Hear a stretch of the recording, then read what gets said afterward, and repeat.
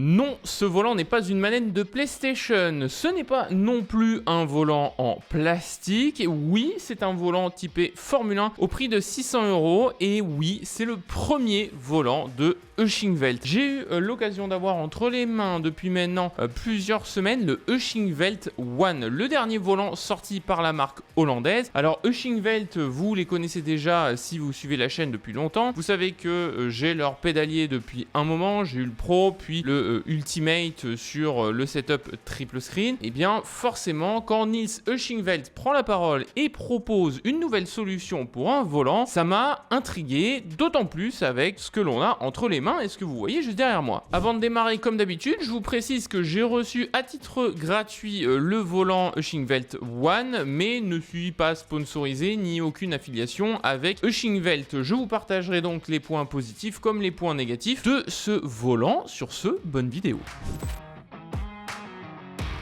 Avant de démarrer notre plan, il est important de se situer sur Ushingwelt en tant que marque et en tant qu'entreprise. À moins que vous viviez dans une grotte, vous connaissez forcément cette marque. Ça a été les premiers à industrialiser vraiment le pédalier Lotzel Premium avec une finition full metal, avec plus tard des élastomères qui sont faits maison. Bref, vous les trouvez dans énormément de sim centers. Ils sont ultra réputés pour leur fiabilité. C'est des produits, en tout cas sur les pédaliers, qui sont vraiment increvables. Et maintenant, Nils Ushingwelt, donc le fondateur de la société, qui porte son nom, a créé un nouveau volant. Et autant vous dire que ce volant, il a fait beaucoup de bruit, il est clivant, mais quand Nils Ushingwelt prend la parole, c'est un passionné de sim racing avant tout, et donc on se doit d'écouter. Et il y a beaucoup de propositions assez marquantes sur ce volant qui cassent les codes en termes de design, mais le design n'est finalement qu'au service de la fonctionnalité. Et on va donc commencer par notre première partie autour de la conception de ce volant.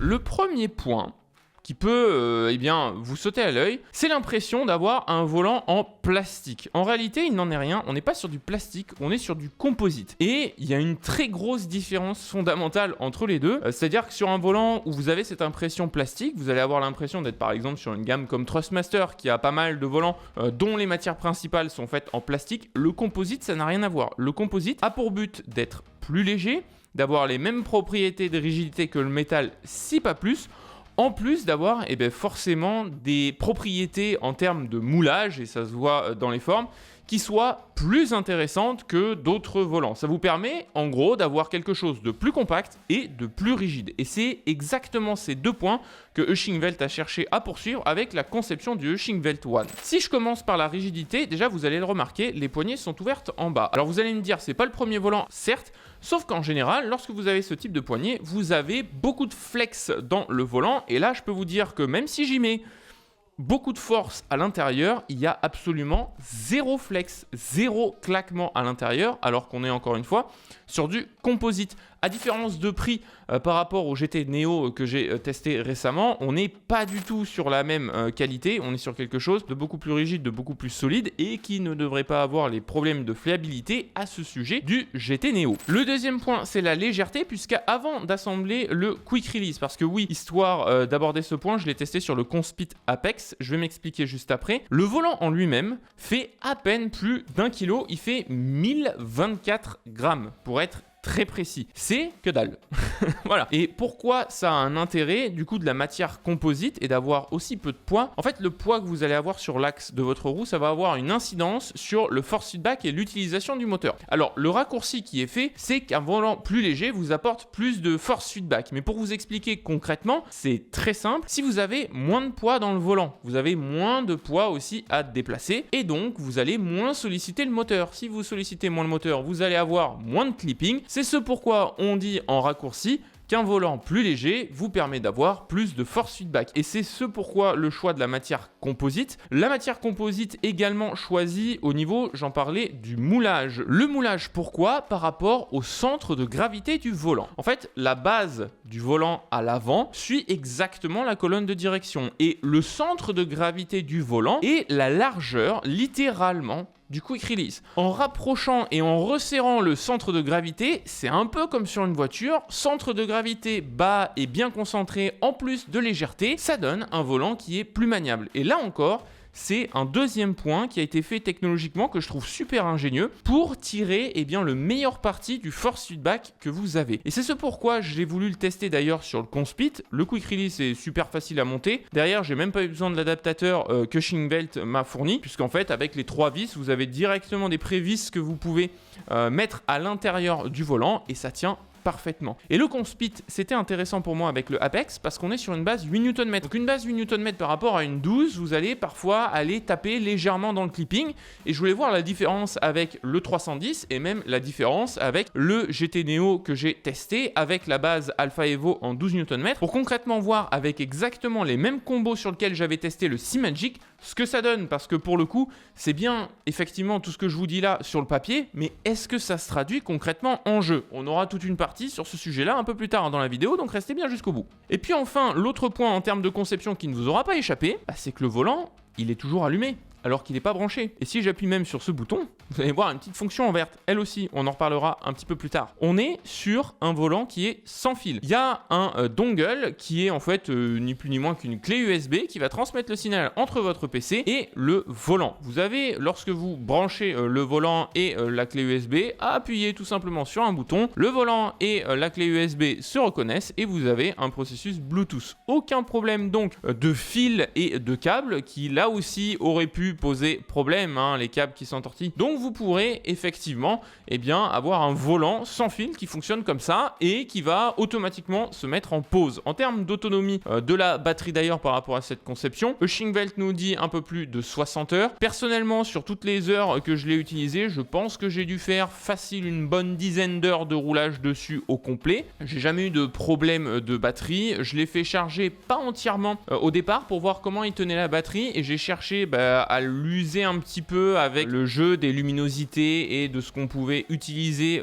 sur le logiciel. Si vous arrivez après à 10% de batterie, vous allez avoir la LED associée à la batterie qui va flasher et lorsque cette LED flash et que vous êtes à 10%, vous avez encore plusieurs heures de jeu. Impossible que vous tombiez en rade, même sur une grosse course d'endurance ou sur un relais. Si ça vous arrive, ne vous inquiétez pas. Vous branchez ça ensuite, ça se recharge assez rapidement honnêtement. Donc là-dessus, franchement, c'est du propre et c'est un volant encore une fois sans fil. Donc si pour X ou Y raison vous vous retrouvez dans la même situation que ce pilote de NASCAR qui a perdu le volant et qui s'est retrouvé à conduire comme ça sur le moyeu de la direction, vous pourriez au moins passer les vitesses avec celui-là. Parlons maintenant de la partie logicielle. Alors c'est pas le fort en matière de design pour Shinbelt, mais là aussi il y a une raison, c'est parce qu'on privilégie encore une fois, tel un passionné, la fonctionnalité avant tout. Parce que sur ce volant, vous allez voir que non, il n'y a pas 128 boutons, et pourtant il y a bien 128 touches paramétrable. Il y a plusieurs choses à cela. Déjà, je vais commencer à vous parler de l'écran qui n'en est pas un, c'est-à-dire des LED que vous pouvez avoir d'affichés sur le dash. Vous allez avoir ces LED uniquement d'affichés et de programmables si vous avez SeeMub, y compris si vous avez d'ailleurs la version gratuite de SeeMub. Mais tout comme il vous le recommande dans le manuel, franchement, déjà, SeeMub, Cocorico, c'est fait par un Français. De deux, c'est l'un des meilleurs logiciels existants sur le sim racing, donc prenez la version payante. C'est un bon geste. SeeMub va vous permettre de personnaliser donc l'ensemble des LED en fonction des tours minutes de la voiture. Ça va vous permettre également de paramétrer sur les LED qui sont en bas puisque vous avez 7 LED en haut et 2 LED en bas de l'écran à gauche et à droite. Si vous enclenchez un contrôle de traction, si c'est disponible dans la simulation ou un ABS ou alors vous annoncez les règles de drapeau. Si vous êtes dans le dernier tour, un white flag, un drapeau jaune, un drapeau vert.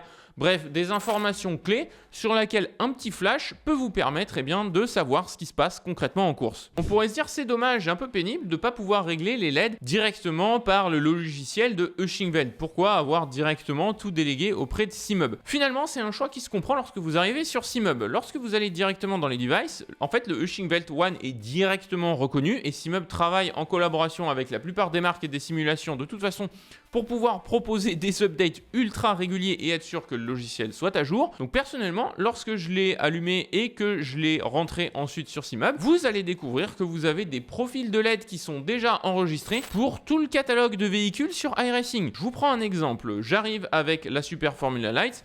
Toutes les diodes s'éclairent de base en rouge avant de flasher lors du tour minute. Mais si j'arrive sur l'IndyCar, vous avez une séquence qui est précise. Une séquence qui va en vert, puis en jaune, puis en rouge. Et c'est exactement la même séquence que vous allez retrouver dans le volant avec le flash en bleu.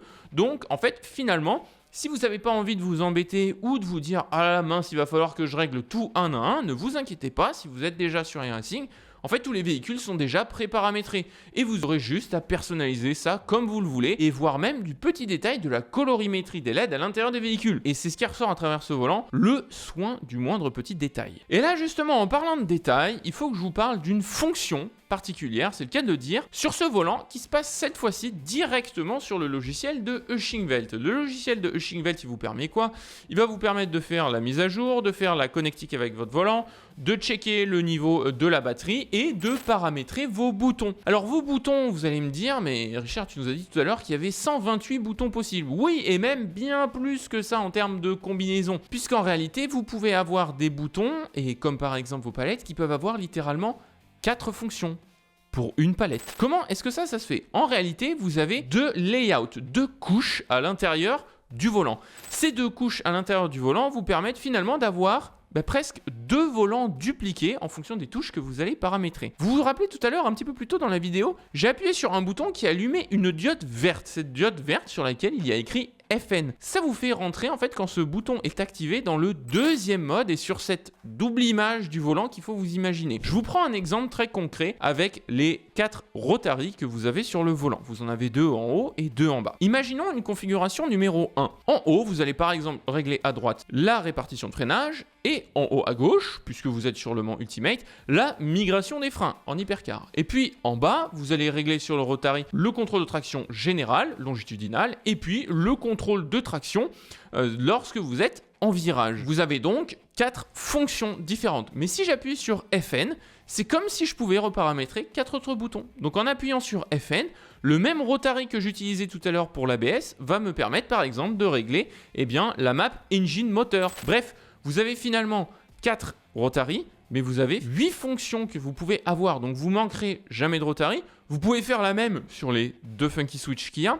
Vous pouvez faire la même sur les palettes à l'arrière, des palettes qui sont des palettes en push et des palettes en pull. Donc vous pouvez littéralement avoir des doubles, triples, voire quadruples fonctions en fonction de certains boutons selon les paramètres dont vous avez besoin dans votre voiture. C'est un petit souci du détail qui va même encore plus loin, c'est-à-dire que si vous voulez faire même des sous-fonctions qui vous sont proposées dans le logiciel, c'est-à-dire appuyer sur un bouton Start, naviguer dans les menus, ça va même jusqu'au bouton de chat, augmenter, diminuer votre volume à l'intérieur de votre PC. En gros, oui, ce volant ressemble à une manette, mais ses fonctionnalités vous permettent littéralement de l'utiliser comme une manette. Tout ça, évidemment, est aussi possible avec la durée d'appui des boutons pour continuer, parce que oui, là, vous pouvez commencer à préparer l'aspirine parce qu'on va encore un petit peu plus loin. En fonction de la durée sur laquelle vous allez appuyer sur ce bouton, vous allez avoir une fonction associée. Si je presse simplement, c'est une deuxième fonction associée. Donc vous voyez les combinaisons que vous pouvez faire. Ce qui vous reste à faire donc, c'est apprendre ce que vous allez faire en termes de fonctionnalité sur votre volant. Et c'est vraiment le truc que je trouve super intéressant où le logiciel, très clairement, on va pas se mentir, il est pas beau. Voilà, en termes de design, par rapport à ce que fait la concurrence, très clairement, ils font mieux. Mais en termes d'utilité et de fonctionnalité, il y a vraiment tout ce qu'il faut, ça fonctionne. Une fois que vous l'avez pris en main, en fait, c'est simple d'utilisation. Ça fait un petit peu peur, c'est un peu moche. J'ai réussi à le faire, c'est pas ma tasse de thé de base particulièrement, même si je teste et review pas mal de matos. Donc si je vous dis que ça se fait plutôt bien, si vous prenez le temps, c'est que ça se fait plutôt bien. Vous souhaitez justement profiter de Le Mans Ultimate à fond, quel que soit votre véhicule préféré en GT3. Tous les setups GT3 selon le dernier tire modèle sont dispo sur le Race Clutch Center. Rendez-vous sur raceclutchcenter.com. Le lien est en description et vous avez même des setups gratuits. De même, si vous souhaitez progresser plus rapidement, n'hésitez pas à booker une session coaching. Là aussi, le lien est dans la description. Il est temps d'aborder le sujet qui fâche. Le design et l'ergonomie. Le design, très clairement, il ne va pas plaire à tout le monde. Et il a déjà pas mal fait débat sur les réseaux, vous me direz ce que vous en pensez en commentaire. Personnellement, c'est un design que j'aime bien. Autant ma femme n'aime pas du tout le design, ou quand elle l'a trouvé très bizarre. Mais personnellement, au plus je l'utilise, au plus je le trouve sympa. Il change encore une fois de ce qu'on a l'habitude d'avoir, mais ce qui fait le tout en fait finalement, c'est vraiment l'ergonomie. Et je vais faire un peu une analogie de la voiture. C'est un peu comme si vous achetiez peut-être une Volvo. C'est pas le truc le plus design, Mais typiquement, vous achetez une Volvo parce que c'est fonctionnel, parce que c'est sécuritaire. Ça ne fait pas de vous quelqu'un qui n'aime pas l'automobile. C'est juste que, voilà, le point premier, c'est la fonctionnalité, l'ergonomie, la performance. Alors effectivement, la Volvo n'est peut-être pas le véhicule sportif le plus performant. Vous me l'accorderez, cette analogie a peut-être des limites. Mais c'est vraiment ce point-là qui ressort encore une fois, comme on l'a vu sur la partie logicielle, à l'utilisation. Très clairement, il est ultra agréable à avoir en main. Parce que votre main, en réalité, lorsque vous avez à peu près n'importe quel volant, votre main, vous allez le voir là, si je vous la mets de profil, elle suit légèrement une diagonale. Et en fait, les poignées du Ushingwelt One suivent typiquement cette diagonale. C'est pour ça que ces poignées sont légèrement en biais, de manière à moins solliciter d'efforts dans votre main. Donc vous avez besoin de moins serrer votre volant. Et en quelque part, ça vient corriger quelque peu le défaut que les débutants peuvent avoir de soit trop serrer leur volant ou tirer sur leur poignet involontairement. Parce qu'effectivement, lorsque vous avez une surface droite par rapport à la pièce en métal habituelle, vous allez légèrement rentrer votre poignet comme ceci. Puisque la poignée est littéralement droite. Donc si vous voulez épouser l'ensemble de la forme du volant, vous allez légèrement avoir ce mouvement de flexion. C'est d'ailleurs ce pourquoi, de manière à redétendre votre volant, vous allez avoir tendance à pencher légèrement vers l'avant l'installation de votre cockpit. C'est typiquement, moi, l'inverse que j'ai eu à faire, c'est-à-dire que là, ma base et mon support qui est juste derrière, ils sont parfaitement à plat et alignés quasiment à 90 par rapport au sol. J'ai quasiment un angle perpendiculaire parce que j'ai pas besoin de forcer par rapport au volant. En termes d'ergonomie aussi, ce qui est intéressant avec la forme et le fait d'être relaxé, c'est qu'on est que sur un volant qui fait 28 cm, donc c'est relativement petit, encore une fois, taille, poids, forme, centre de gravité pour avoir un meilleur force feedback, mais j'ai jamais eu l'impression d'avoir un volant aussi petit. Par exemple, par rapport à un V2.5 de chez Fanatec que j'ai l'habitude d'utiliser, j'ai l'impression d'avoir un volant qui est un petit peu plus grand. Alors les poignées sont plus grosses, c'est vrai qu'au niveau des mains, j'ai personnellement de grandes mains et ils tombent plutôt bien dans mes mains. Si vous avez des plus petites mains, ça peut peut-être être un petit peu moins ergonomique. Quoique vous pouvez régler très facilement derrière les palettes au volant, parce que là aussi, question d'innovation, les palettes sont réglables sans outil. Je parle des palettes du passage de vitesse. Vous avez 3 crans qui vous permettent de régler la largeur, l'écartement en fait tout simplement de ces palettes. C'est super pratique, ça se fait vraiment en un clic, c'est ferme, j'ai eu aucun problème, vous voyez dans le temps, j'ai même cherché à user, à tirer, rentrer comme pas possible la palette durant la semaine. Jamais eu aucun problème de clic, c'est toujours ferme, c'est toujours stable, c'est toujours fiable. Donc dans le temps, au vu de ce que je lui ai mis, si vous avez une utilisation normale, puisque vous allez le régler typiquement une fois, vous ne devriez pas avoir de problème. Du côté des palettes d'embrayage, elles sont réglables, elles, avec un outil. C'est comme d'habitude toujours tout fourni par Ushingwelt. Et vous allez pouvoir resserrer une vis avec le ressort qui va allonger ou raccourcir la course de votre palette d'embrayage. Palette d'embrayage là aussi en termes d'ergonomie que vous pouvez complètement régler via le software. C'est même d'ailleurs des palettes d'embrayage et des axes qui sont différents et non combinés.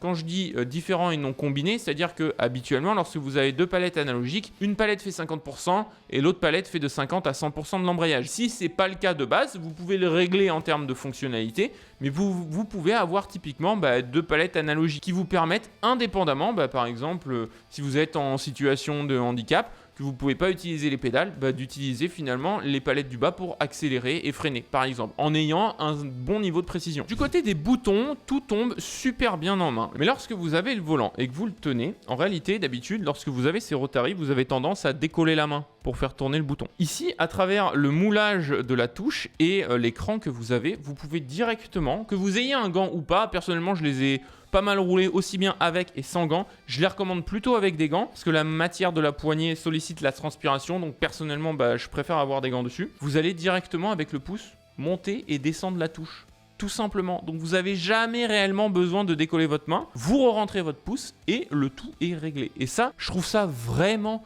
beaucoup plus pratique, notamment lorsque vous avez pas mal de choses à régler ou si vous souhaitez avoir une personnalisation de votre map de répartition de freinage en fonction du circuit. Encore une fois, c'est des petits détails techniques qui vont vraiment pousser le vice, mais c'est une facilité d'utilisation et d'ergonomie qui est évidente. Sur les 5 boutons qui sont à gauche et à droite en haut, ils font pas mal débat là aussi, selon les tests ou ce que vous pouvez trouver sur internet. En réalité, en termes d'utilité, c'est très simple. Vous avez là aussi une toute petite moulure. Et en fonction de ce bouton là, il est pile au niveau du centre de gravité, on va dire, de l'ensemble de ces touches. C'est-à-dire qu'une fois que vous avez votre doigt là, si vous êtes au-dessus, vous savez que vous êtes sur ce bouton-là. Si vous êtes à gauche ou à droite, vous savez à quel niveau. Si vous êtes au-dessus ou en dessous de ce bouton, en fonction du toucher, en réalité, de ce petit point d'ancrage. Ce petit point d'ancrage-là, il n'est pas là par hasard. Ce point d'ancrage, il est là pour parfaitement vous repérer. Parce qu'effectivement, instinctivement, la première fois que j'ai eu le volant, par habitude de ce que j'ai eu chez les autres, lorsque je voulais mettre mon pit limiter, qui est en général mon bouton tout en haut à droite, quels que soient les volants que j'utilise, j'atterrissais sur celui du milieu au départ. Ça m'a demandé un petit temps d'adaptation. Et en fait, à l'usage, je me suis rendu compte au toucher, je me suis dit, mais tiens, attends, en fait, il y a un petit truc là. Et ce petit truc, en fait, permet parfaitement de vous diriger sur le volant. Sur le reste de l'ergonomie et des boutons, tout est encore une fois relativement accessible. Le seul où vous allez avoir un petit peu plus de mal, c'est les rotaries sur le bas. Mais si vous utilisez des fonctions qui sont pas à utiliser régulièrement, franchement, vu tout ce qu'il y a, et encore une fois, avec le petit bouton FN qui est juste ici pour moi, vous pouvez évidemment personnaliser l'ensemble des capsules.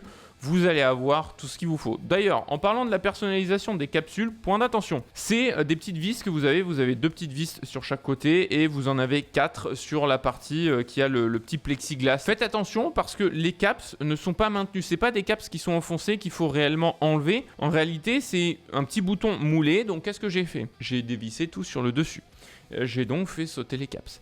Et puis après, je me suis dit, mince, il faut que je change juste un bouton. J'avais du mal à ressortir l'huile à l'écran au départ. J'ai renversé le volant.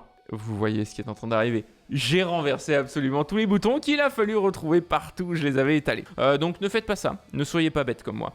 Faites-le au fur et à mesure que vous changez ça. C'est un petit tips, ça vous fera gagner du temps et surtout de la recherche en termes de boutons. Interruption spéciale pendant la vidéo parce que j'ai des nouvelles pour vous. Suite à mes dernières discussions avec Ushingwelt pendant le test, je leur ai demandé est-ce qu'on pourrait pas faire quelque chose pour la communauté des Lift & Coaster. Et Ushingwelt m'a gentiment proposé pour vous de vous partager un code de réduction de 5%. Donc si vous êtes intéressé pour vous procurer le volant, vous avez 5% si vous rentrez dans le shop le code suivant, HE1LFC5. Je vous mets tout ça dans la description, ainsi que le lien directement vers le produit. Le code est valable jusqu'au 31 mai 2026 et est limité aux 20 premiers utilisateurs. Et on retourne tout de suite à la vidéo du test.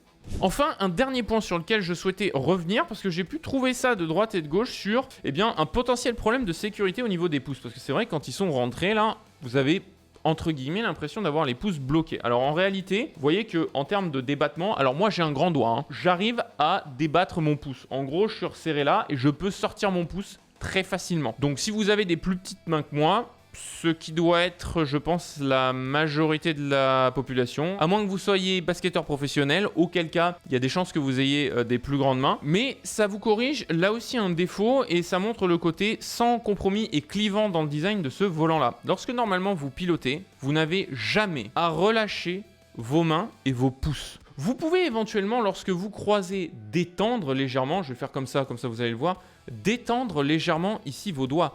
Mais votre pouce et votre index, normalement, ne doivent jamais quitter votre volant. Si c'est le cas, vous avez 2 problèmes. Soit vous avez un problème ici, sur la plaque, c'est-à-dire que vous avez mal réglé l'inclinaison éventuellement de votre volant. Sinon, le deuxième point, c'est que vous êtes trop loin ou trop proche de votre volant. Parce que dans la bonne position, vous devez pouvoir croiser les bras sans avoir à forcer, ni à réellement vous casser comme pas possible le poignet. Et vous avez juste à détendre, voilà, vos 3 doigts qui sont là. Sinon, c'est que vous avez un petit problème de position. Donc, typiquement, ça vous permet de mettre ça en lumière sur votre installation. Voilà, avec ce volant. Encore une fois, pas de compromis, tout dans l'ergonomie et dans le détail. En jeu, ça donne quoi? Je l'ai roulé avec la Super Formula Light, avec de l'Hypercar, avec du GT, bref, avec à peu près tout ce qu'on peut trouver sur iRacing, en test drive et en session officielle. Là où il est intéressant, c'est vraiment, encore une fois, pour moi, les poignets, parce que vous êtes vraiment ultra relax. Vous êtes relax dans vos mains. Et avoir les mains plus légères et être relaxé sur votre direction, c'est un gage de précision. Ce qui est un gage de précision aussi, c'est la relaxation de vos épaules. Hein. Donc forcément, une fois que vous avez la position, l'ergonomie, finalement, vous n'avez jamais l'impression d'avoir les bras qui sont relâchés. Vous êtes soutenu par votre volant, bien épousé au niveau de la main. Et je dois dire que, à la longue, et c'est ce qui explique aussi ce pourquoi, le volant grandit un peu en moi. plus je l'utilise et plus je l'apprécie. Dernier petit détail, ça peut compter pour certains. C'est pas parmi les volants qui font le moins de bruit au niveau des palettes. Je pense que même avec le micro qui est plutôt directionnel, vous allez quand même les entendre. Elles font beaucoup plus de bruit en les tirant qu'en les poussant. Mais en tout cas en jeu, pour moi c'est du très bon. Et ça va expliquer le positionnement de ce volant-là par rapport à la concurrence.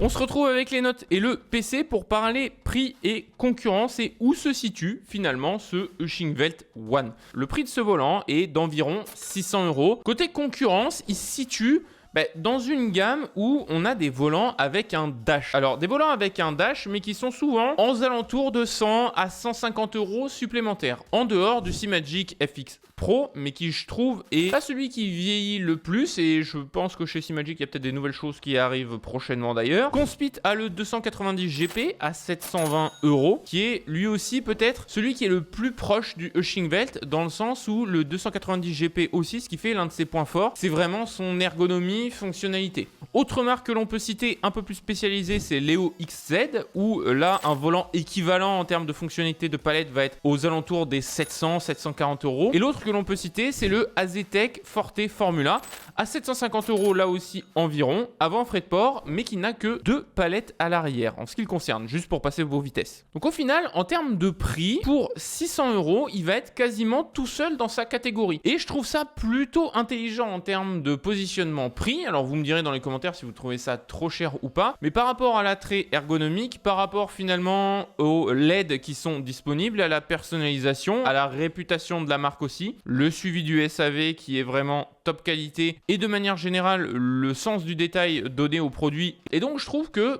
tous ces éléments comptés, ça nous donne un prix qui est relativement justifié. Alors qu'au premier abord, quand vous voyez le volant, vous dites tiens c'est du plastique, il a une forme bizarre, c'est pas forcément un dash alors qu'on a l'impression que c'est un écran de base, donc ça fait un petit peu déceptif. Donc on se dit allez, c'est un volant à 350-400 € pour rentrer plutôt dans la gamme en dessous, style le 2.5 de chez Fanatec, le GT Neo ou même le 300 GT par exemple de chez Conspit. Mais en réalité, comme on l'a vu à l'usage, il n'en est pas grand chose par rapport à la concurrence, et ceux que j'ai ciblés, je trouve plutôt bien positionnés parce que finalement sa concurrence principale, c'est des volants qui eux ont un vrai dash pour en moyenne 100-120 € de plus que le Ushingwelt. Il est plutôt bien placé dans sa catégorie de prix. Je vous le recommande si vous recherchez un volant qui est d'abord concentré sur les fonctionnalités et l'ergonomie. C'est-à-dire que, il va falloir apprécier son design évidemment, parce qu'encore une fois, le choix d'un volant est un choix subjectif. Mais si le design n'est pas votre critère principal, si votre critère principal ce sont les fonctionnalités, plutôt la technologie, la bonne conception du volant, alors le Ushingwelt One est clairement fait pour vous. Il vaut le coup également si vous recherchez le top de la performance. Pourquoi le top de la performance? Encore une fois, ça revient à toutes les problématiques de conception qu'on a vues tout à l'heure, c'est-à-dire un bon centre de gravité, un volant qui est léger avec un petit diamètre, bref, qui s'adaptera et qui permettra d'utiliser le plein potentiel de votre base, quel que soit l'écosystème sur lequel vous êtes. Par contre, effectivement, ça ne s'adressera peut-être pas à vous en fonction justement du design. Le design équivalent, ça plaît ou ça plaît pas. Ça, encore une fois, vous êtes le seul maître. Si vous cherchez un volant qui est déjà intégré dans un écosystème existant, c'est vrai que c'est un premier volant de la part de Ushingwelt qui ne fait pas de base. Donc là aussi, si vous n'avez pas envie de vous embêter avec un software, privilégiez peut-être un volant issu de votre constructeur et de votre base, ça va de soi. Là encore une fois, c'est plutôt une problématique de je ne veux pas avoir plusieurs logiciels et avoir une seule interface pour mon volant, ma base et mon pédalier par exemple. Pourquoi pas? Dans ce cas-là, de toute façon, je suppose que vous regardez cette vidéo pour voir ce que ça donne, mais pas forcément avec une intention d'achat. Enfin, ce volant s'adresse à vous si vous recherchez un bon rapport qualité-prix dans le haut de gamme, parce qu'on est clairement sur un volant haut de gamme, mais on n'est pas sur non plus le très haut de gamme qui va dépasser les 1000 € pour un volant. Encore une fois, on est dans cette gamme entre, on va dire, 500 et 800 € pour vous donner une fourchette large, ce qui est un budget pour un volant, certes, et il s'adresse à vous si vous êtes sur PC, sur console, pour moi, il n'y a pas d'intérêt évidemment. Ça coule de source, mais je vous le mentionne quand même. Et ça va avoir un intérêt également si vous êtes un aficionados d'iRacing. Ça peut être là aussi un volant qui s'intègre bien à votre écosystème. Voilà donc tout ce qu'il fallait savoir sur le Hushing Velt One. N'hésitez pas à me donner votre avis dans les commentaires si ce test vous a plu, vos remarques et éventuelles questions. Prolongez la conversation en nous rejoignant sur Discord, le lien est là aussi dans la description. En parlant de test, le Conspit Apex sur lequel j'ai utilisé ce volant, le test est dispo juste ici. Sinon, n'hésitez pas à aller consulter le dernier test sur le Simagic Alpha Evo avec le GT Neo, ça sera par là.